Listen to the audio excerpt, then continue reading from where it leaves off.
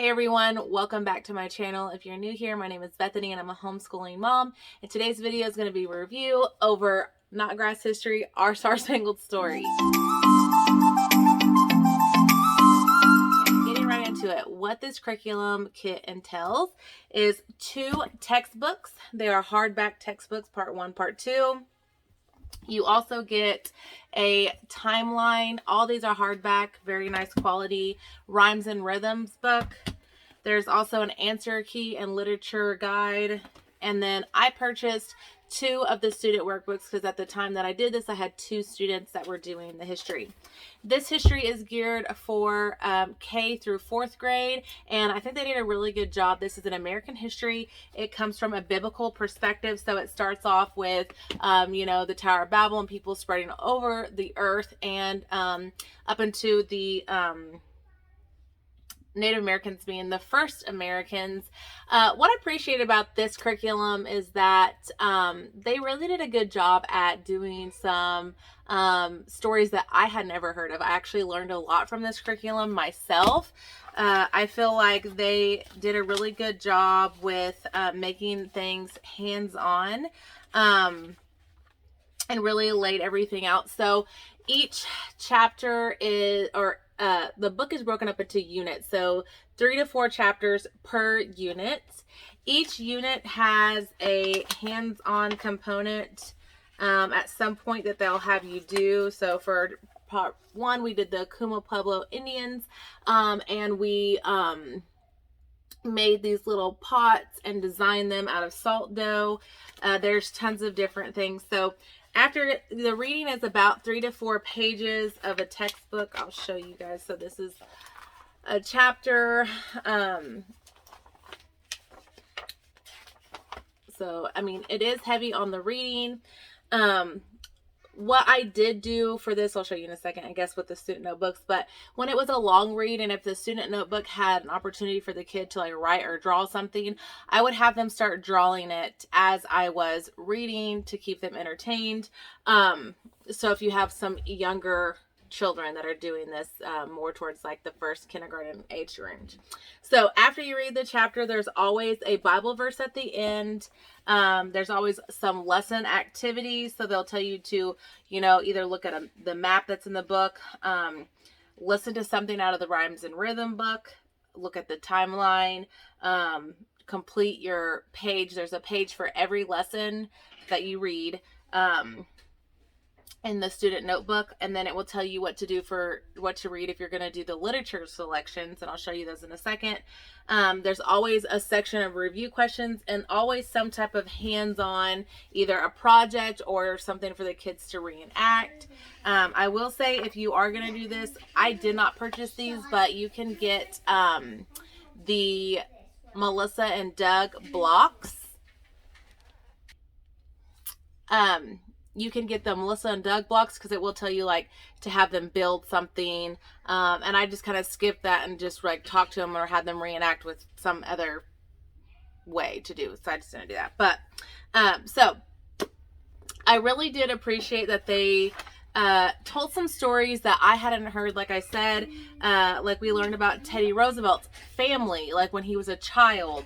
We learned about Phyllis Wheatley, who was a poet, an African-American woman who wrote letters to George Washington. We learned, just Leif Erikson before Columbus, so I really did appreciate that they went through, that approach to it. So, what I also liked is the timeline that comes with it. This was something that was really good for me because I would have the kids kind of go through and tell me, hey, what do you remember that's on this page? Or where did we start with? Where are we now? Okay. And so this was really good for just review and a visual of the progression of American history.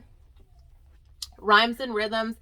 To be honest, this was kind of a hassle for me just because it was an MP3 CD that comes with it. So you had to play it on the computer, and just to like start the computer, get it in there and all that stuff. I think that now you can get it as a download, and I would recommend that if they offer that. And so just like sometimes we didn't do history in the schoolroom, we would do it down in the living room, and I just felt like getting this out was kind of a hassle. But they did offer for most of the units, or at least not every lesson, but at least once in the unit, some type of audio, whether it was a song, a poem, a dance.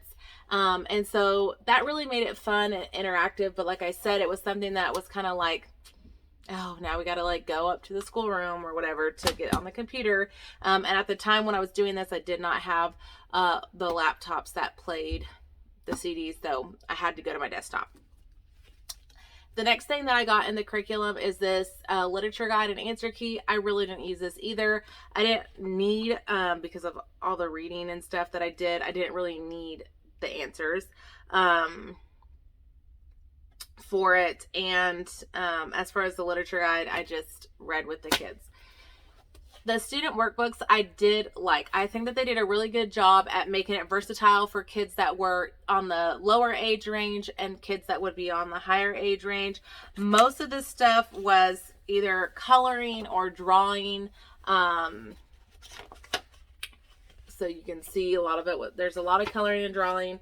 But for the parts that's for drawing, they give you an option or write a paragraph. So for your older kids, if they didn't want to draw a picture, they were able to write a paragraph on whatever they were asking. So here, let me get an example. Draw an old home surrounded by modern buildings, or think about a spot where your home is now, what might have been that spot might have looked like 400 years ago, and write a paragraph about what you think it would have looked like and what has changed. So that's like one of the first lessons to do. They also have the unit reviews, and those were mostly matching or fill in the blank things. So I did enjoy the student workbook. I would recommend buying the student workbook. In addition to the curriculum, they have literature read alouds, which I purchased. I think all but one I could not get. It was like later on in the curriculum, so I didn't choose it. And then I'm missing one right now because I could not find it, but it's Emily's Runaway Imagination. So one of the first ones I think that we read actually was this Benjamin West and his cat Grimmkin. Freedom's Crossing. My kids really did like this.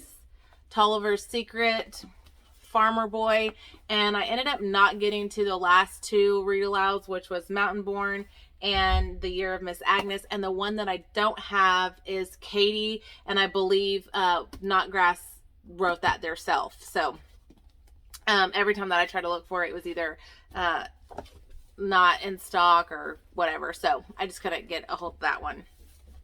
My kids did enjoy the read alouds, and they did follow the timeline pretty well. So I would recommend, if you're just looking for suggestions. To me, I like the read aloud suggestions because it's something that I don't have to think about. They're already laid out there for you. I like the suggestions because I also can trust that they're also good and wholesome read alouds because they're going with this Christian curriculum that I really enjoyed.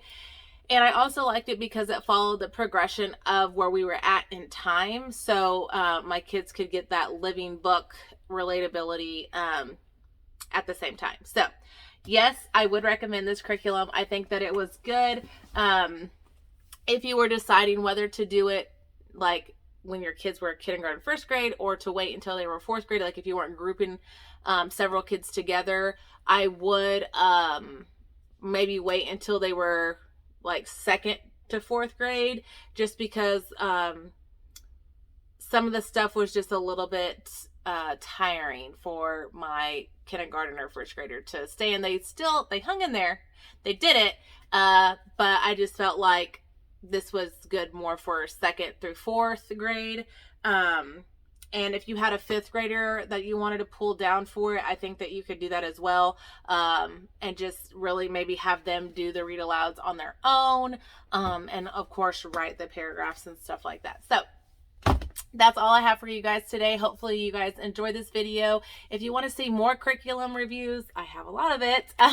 Let me know, and I would love to share with you guys what I have on hand. And if you have any questions about this curriculum in particularly, let me know. Comment down below. Please like, subscribe, and I will talk to you guys later. Bye.